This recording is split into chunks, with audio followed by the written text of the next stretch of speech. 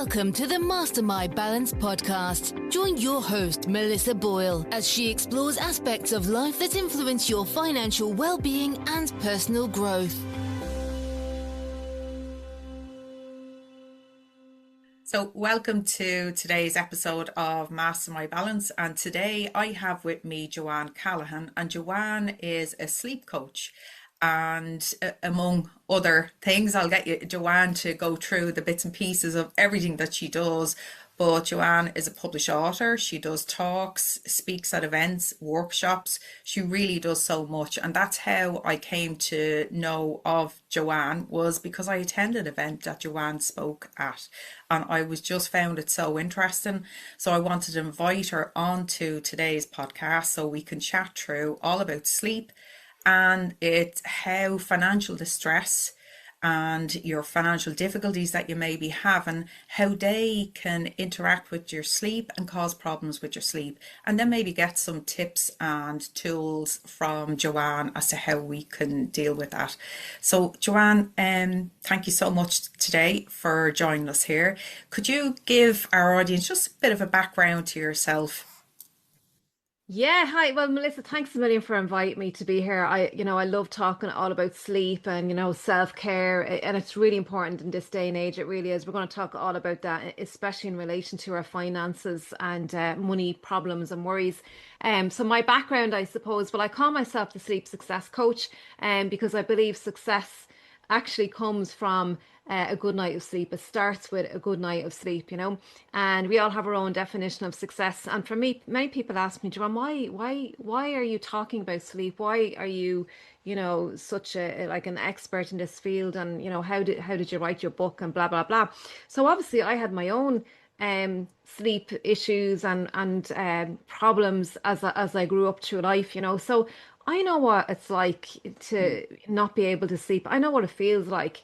And it can really leave you debilitated the next day. And, if you've got worries and concerns, upsets, which everybody does have to some degree, it seems to amplify more when we don't have good sleep. It just seems to just get 10 times worse, 100 times worse. And there's a reason for that, and we can talk about that. But I started off my business in the aromatherapy world. So I am a registered, certified aromatherapist, and I was making my own creams, and I was making creams to help people sleep as well, like the sprays, the lovely sprays and face creams and all that sort of stuff.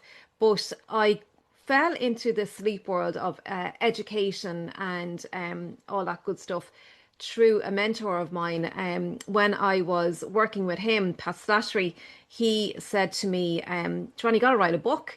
And I was doing massages, Reiki, reflexology, all that kind of holistic therapies at the time. And he said, what's the one thing that your clients are coming to you with, the problem that they have, the pain that they have, all these questions, when we're trying to solve the problem. And I said, you know what? There's a lot of my clients are coming to me and they're tired and they're exhausted, and they've got loads of upsets, and they're worried they don't have enough energy to play with their kids, and it's just worrying and complaining, and we all complain, but we're just focused on all these complaints that we have. That's why I wrote a book called How to Get a Good Night's Sleep.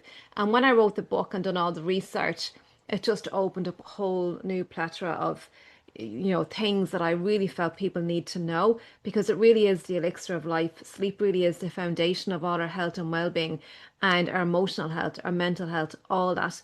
So that's why I've dedicated my time to educating people and also empowering people that the way to success really is through a good night of sleep. Yeah, I know myself what I'm like if I don't get a good night's sleep.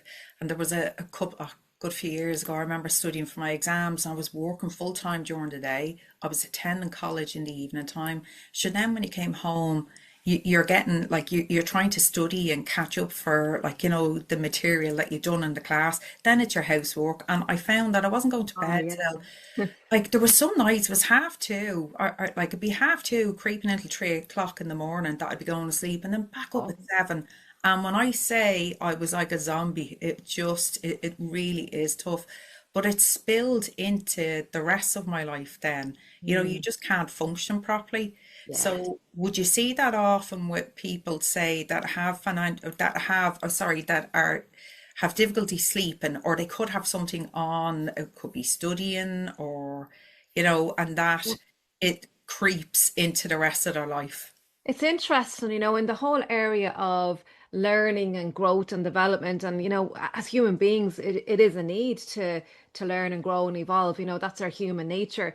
And these days, Melissa, we have more information available to us than ever before. In fact, there is so much information out there that we're actually overwhelmed. And Yeah, now with the internet and with technology speeding up, it's getting faster and faster and faster. And technology is here to stay, and it's going to become more and more advanced. So we might as well get used to it, right? It's yeah, not going away. So the problem lies there that technology seems to be controlling us, mm, and what I mean by that is it has control over us, all the bings and the pings and the notifications and all yeah, this kind of thing. And we also have more information available to us than ever before, which means we're overwhelmed with, I'd say there's many of your listeners out there who have started courses and have not finished them, and not just one, but many courses that we have invested in. And it's not an uncommon thing. And so what that does is it has us going around in a busy mess. And then we're beating ourselves up for not finishing courses and trying to stay up late to finish it off. And like yourself, 2:30 in the morning and having to get yeah, up really early in the morning, all these social wake up times.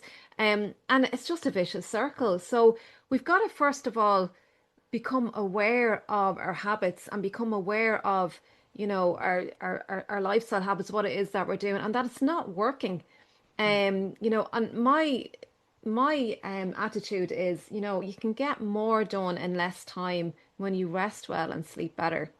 So definitely. it is Yeah, a common thing, Melissa, but it's yeah, it's it's it's an awareness that we really have to, and it's not people's fault. It's the way the world is evolving and technology is yeah. evolving. It's a change of attitude that we really need, Melissa. Yeah. And then when I attended your talk, you spoke about is it circadian rhythm? Yeah, yeah, yeah, yeah. The That was circadian. so fascinating. Could you just tell our listeners just a bit about that, or explain? I know it's hard when they're listening to it. You had a diagram up on the screen and that when I was there, but Yeah, just as best you can. yeah, the circadian rhythm. So look, we're creatures of rhythm, right? That's the bottom line. We are creatures of rhythm. We have evolved. If we go back to the time in the cave, right? We have evolved with this circadian rhythm. We never had clocks or alarm clocks, or we Mm, never had, we used the sun as the dial, for what time it was yeah, during the day. Um, but we are creatures of rhythm, and we've always woken up when the sun comes up. We've always gone to bed when the sun goes down, right? So mm, this circadian rhythm is a 24-hour cycle. So it's a daytime and a nighttime cycle. It's one day, right? yeah, Circadian. And there's many things that influences our circadian rhythm. And the key is we need to be in alignment with the circadian rhythm for our body to function optimally, right? Because there's many behaviors and cellular functions like our hormones need to know what time of day it is in order to function well, and for the chemical messengers to go out there and do their thing. Or your digestion, for example, we don't digest food during the nighttime. That part of our system is asleep. And it works optimally during the daytime. And there's a few key indicators. Light is the main indicator. So obviously daytime, the sunlight, the daylight. I would say depend on what part of the world you're in, because in Ireland we get more rain than anything yeah, else. yeah, But daylight is the main indicator of it's like a timekeeper. They're called timekeepers. And food is another one as well, because obviously we don't eat during the nighttime. So these are cues, environmental cues that tell our body that it's daytime, or even exercise when we're moving. Obviously we're not moving when we're asleep. So there's all yeah, these cues, and we go into much more depth about them. But ideally, the circadian rhythm is this idea that we have this rhythm, and all our cells have this rhythm of when they work optimally. And even we can go as far as saying that there are certain behaviors that have these 2-hour windows inside of this circadian rhythm. And for example, I'll just give you one. The liver function, for example, it does its best detoxing in the early hours of the morning between 1 and 3 o'clock in the morning. And this is why it's really important that we're in bed and sleeping by that time, because this is when our detoxification happens, and that's super important to clean our body out. So there's various other functions in that. You'd have to come to the workshop to hear all the Yeah, different yeah, things. But it is a very fast area, but it doesn't have to be overcomplicated, And yeah, when we have control over or the knowledge over our circadian rhythm, it's up to us as individuals then to adapt into these rhythms. And there's even more rhythms than just circadian. Um, but we've known it for thousands and thousands of years, Melissa. We've just gotten into bad habits. That's really primarily what it is. But yeah, circadian rhythm is important. yeah. And then, say when it comes to, I'm just wondering, then we're talking about that with the circadian rhythm. People that do shift work and that, does their Yeah, body clock like move? Do they great get question. used to that, or how does that work? Yeah, A lot of people do it because they get paid more when they do shift work. yeah, So yeah. yeah, yeah, And my husband did. My husband did shift work years ago. It was a bit of a nuisance, because we all had to be quiet in the house during the daytime when he slept, But we yeah, learned to we got used to it, and it was just, it had to be done, And I really get it, that, and we do need shift workers, the ambulance people, the fire, the nurses, doctors, we do need, and hats off to people who do the shift yeah, work, But for the people who do shift work, it's super important that you practice self-care even more. And because here's what happens, you're literally this circadian rhythm that we spoke about, shift work, you're literally flipping it in the opposite direction. So, okay, for example, when you're working at nighttime, um, all the systems are on, they're not working optimally, like digestion, your food. So it's not a good idea to eat a big, huge, heavy meal at nighttime mm, during your shift work, like during the daytime, you'd have maybe a meal at lunchtime type of thing. yeah, So you'd want to be eating, obviously eating your protein and but digestible, quick digestible foods, but obviously getting in your nutrients and what have you. It's really important for you if you're a shift worker that, let's say you finish your shift work at I don't know, 6, 7 o'clock in the morning or whatever. It's really important that you avoid daylight at that point, because the minute you come in contact with daylight, say if you're coming home in the car or whatever, or you're walking home, yeah, um, once you interact with daylight, it's switching on in the new system in your body. Your body knows it's daytime, so it's very hard to, you get like a second wind. It's very hard. So it's really important to wear sunglasses or avoid the light if you can, if possible, right? yeah, And sleep with blackout curtains. Like you need total blackout in the rooms for during the daytime, because obviously the sunlight is out and during the daytime. But shift workers can be very challenging, especially if it's on off, and this is where the problem lies. In fact, it has been said that it's not the healthiest thing in the world to be doing shift work long term, yeah, because um it's not a natural process for the body. But I do get it, if you need to do it for a time, yeah, but something that wouldn't be kind of encouraged to be doing for 10 years, 15 years, 20 years, because it has been shown not to be very good for the body. But yeah, so that's why it's really, really important for shift workers to be even more or practice more self-care. okay. And then this podcast is all about financial well-being. And just from experience over the years, people that I've worked with, because it's an area that I've worked in for many years, the impact that financial stress has on an individual's, their health, their sleep is huge.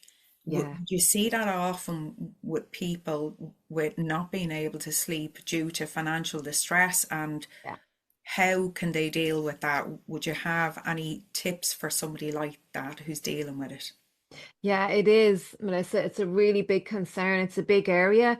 At the moment we don't know what way the economy is going, and there's been lots of price increases, lots of struggles. We see the homeless rate increase, and Yeah, just all of this, and we see it out there. And if you watch the news, I don't watch the news, by the way, but I mean, if you're a person who watched the news, it's been further embedded into you, and it's kind of a scary thing to watch all yeah, this negativity on the news. yeah, That's the reason why I don't watch the news or even listen to it on the radio. But if we're worried, it's a safety thing, because we want to have a roof over our head, be able Yeah. to pay our bills, our mortgage, our electricity. We need heating and electricity and all that kind of stuff. And it is a concern, it is a worry. And what's happening there is we're experiencing this anxiety and depression as well at the same time. Yeah. And they're very low vibrational states. And when we're going to bed then we're worried, we're getting worried about, oh God, paying the bill and all this. And people often ask me, Joanne, why is that at night time, like right when we're going to bed, like of all Yes. the times, like Yeah. it pops up. Yeah. And the simple answer to that is because we're so busy. We were talking earlier on about all the information out there and all the distractions with technology, all the pinging and binging and Yeah. notifications, have you, right? So we're distracted. And if you're an entrepreneur or even a mum or whatever, we're busy doing things, and we don't want to look like we're lazy, and there's this guilty feeling if we're lazy, if Yeah. we're not. So we're going, we're busy, and we were never designed to go all day long without a break or a rest or what have you. And when I talk about rest, just really quickly, rest is not just taking a nap, and it's and again, this is another rhythm. We've this other rhythm, and I spoke about it when you came to my workshop, Melissa. And Yeah. this other rhythm is basically, we can work in periods of productivity, but at the end of that, we need a short break, right? And this is throughout the whole daytime. I went into it further. I explained it further in the workshop, Yeah. but this idea of it's like a flow, it's up and down. We can't constantly be on a high all the time with all this energy. We can't sustain our energy that way. And when I talk about rest, it's not just necessarily taking a nap. I am a fan of naps. I just had one earlier on today. I was feeling a bit tired because I've got a mad week running around, loads of driving Yeah. last week. But we need rest in areas of physical, mental, emotional, especially when we have when we're worrying, right? All this emotional upset, right? A big, huge one. So we need to rest in those areas. So taking a walk can be a form of rest because you're switching off from that activity of doing something on the computer, or if you're doing physical, digging a garden, or I don't know, whatever. Yeah. But going for a walk stops the brain. It just calms the brain down. It allows the brain to slow down. So that's a form of mental rest. So there's various different ways that we can take rest. That's really important that we need to be aware of. And that will actually help you to sleep better during the daytime. Because what's happening is many people are going to bed with unresolved problems. They haven't dealt with them during the daytime, and then it hits you the minute your head hits the pillow because now you're not distracted with all these things. Um, Yes. you haven't dealt with your problems during the daytime, so now the whole lot of them just, and it's waking you up in the middle of the night, 2 o'clock in the morning, boom, you're wide awake, worrying about all this stuff, and then you're worrying about not being able to perform better the next day, and now the next day you're even more worried because your emotional brain is amplified. And again, this is to do with a safety mechanism. Your amygdala is amplified. So it's a vicious circle, Melissa. So I think when we have this understanding of how our body works and how our brain and mind works, and know that there are things and tools that we can use. So I do have one if you'd like me to share one with you, Melissa. Brilliant. Yeah. Yeah. I'd Right. love that. So, I'll give you two things, right? Because I did a survey, God, it was a long time ago, and I asked people what was the biggest frustration that they have when it comes to, sleeping well, Hmm. and 56% of them said, the minute their head hits the pillow, these worries and concerns come in. So I developed a worksheet, and it's a dedicated worry time. Okay. So we need to give ourselves permission to worry, right? It's okay to worry, but not all day long, right? Because it drains your energy. So if we dedicate literally block out time on our calendar, if you use one, a worry time, now not right before bed, right? You don't want to be worrying Yeah. right before you go to bed because you do have to consider your problems and consider possible solutions for them or reframe it because an awful lot of our problems and worries are perceived. Um, Yes. so you get a piece of paper, one piece of paper, right? Draw a line down the middle. Mm. And on the left-hand side, you state what that problem is. What is your worry, your concern, your upset? Just write it out. Okay. Now have a look at that and come up with a solution, a possible solution. Maybe you can reframe it in a different way. or consider somebody that could help you. Maybe the biggest thing that we don't do is we don't ask for help enough, right? Yes. It, Yeah. or even just have someone listen to us. We may not necessarily want somebody to solve our problems for us. Maybe we just need a sounding board, you know. Yeah. So consider things like that. Consider possibly reframing it. We tend to use this absolute all or nothing, like I always feel this way or I never get this. So Mm. that's absolute thinking, which is not true most of the time. So do a dedicated worry time schedule. And do that exercise. I'm flying through that exercise now with you, Melissa, but Yeah, okay. Yeah. you can look it up on the internet, like dedicated worry time. And it really is like just give yourself maybe an hour. That and you honestly you will go to bed, you'll feel a lot lighter, you'll have dealt with it before you went to bed. Mm. Um, so another thing that I do is, and I do this with children as well as adults, and I used to do this with my daughter when she was younger, and we played this game called cognitive shuffle. Okay. And what it meant was, so the brain is always trying to keep us safe, right? Mm. So, and that's the ultimate problem is when we feel safe, the nervous system will relax, right? So the ultimate aim of this game is to feel safe, right? Um, and have your brain not have to go and find solutions all the time. So you need to give your brain something to do. So we do the game called cognitive shuffle. So what Okay. it is, pick oh God, you can make this up. What I used to do with my daughter, I'd pick all the countries in the world and we Yeah. go through the alphabet A to Z. And I'd go first and I'd pick a country beginning with A and then she'd go for the B and I do C and so on until we just got really tired. Oh, here, I have to go to sleep. I'm tired now, because we're Yeah. giving the brain something to do. We're giving it something to do so it's not focusing on the worries and the upsets. And it literally does use up all the energy in the brain. And then please God we fall asleep. So that's the idea, cognitive shuffle. So there are two ways. Yeah. Write now a to-do list. Write out all the things that you have to do because you're literally parking what it is you don't want to forget about it. You want to write it down, write it out, do a brain dump, and write it out. That's probably an obvious one to do. Not everybody. We don't all we know the obvious things. We don't commonly do it, do we? Yeah. Yeah. So there are a few things, Melissa, that you can practice so your audience I can. yeah, I find that brain dump what you just said there. I know it may there's so many times, when it's so busy, especially this time of year, it's the start of the academic period. The kids are back in school, colleges start, and it's just manic. Everything happens around this time. I've my insurance renewed, car insurance, house insurance. It's always September. Yeah, And I used to go to bed, and then as soon as I hit the pillow, my brain would start just going, and I'd be thinking, "Oh, did I do that? Oh, have I paid that one?" And now, and like you said, that just dumping it all out. I'd pick a certain time and I'd literally just go through, write down a list, what I've to do. Have I done that? Okay, I can do that tomorrow or I can do it Thursday. And the difference that it made was yeah, huge. I was yeah, because going you've into dealt with it bed, now. falling asleep, no problems whatsoever. And I Yeah, can't, just something so small like that, the yeah. difference that it made was huge.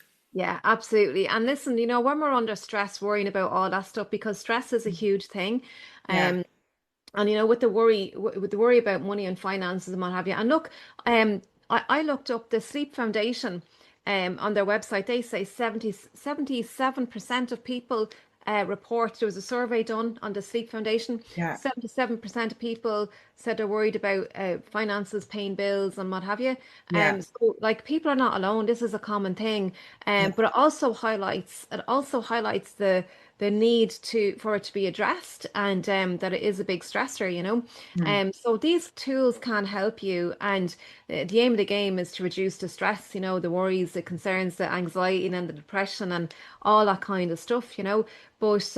But yeah, look, we're living in a world where, and I don't think it's going to stop any day soon. But if we're in No, control of our frame of mind, how we're thinking about it. And I know it's not easy. I yeah, know it's not easy, but if we do the 1%, even the smallest little thing that will bring us closer to reducing our stress and look after health, look after what you're eating, movement, exercise. I prefer to call it movement.